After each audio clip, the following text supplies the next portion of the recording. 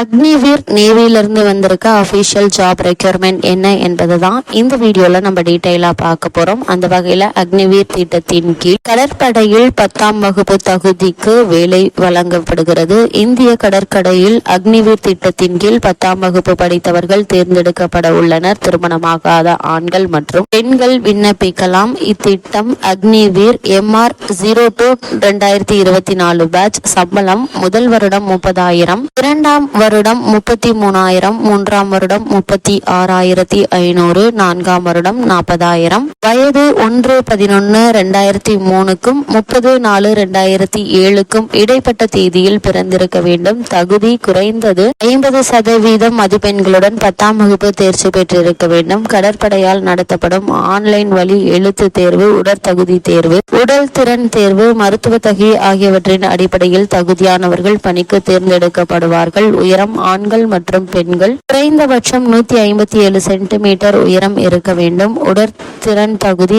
Online ஆண்கள் 1.6 kilometre தூரத்தை 6.5 நிமிடங்களில் ஓடி முடிக்க வேண்டும். 20 ஸ்குவாட்ஸ், 12 புஷ்அப்கள், 15 ஷிட்டப்கள் எடுக்கும் திறன் பெற்றிருக்க வேண்டும். பெண்கள் 1.6 கிலோமீட்டர் தூரத்தை 8 நிமிடங்களில் ஓடி முடிக்க வேண்டும். 15 ஸ்குவாட்ஸ், 10 சிட்டப்கள், 12 புஷ்அப்கள் எடுக்க வேண்டும்.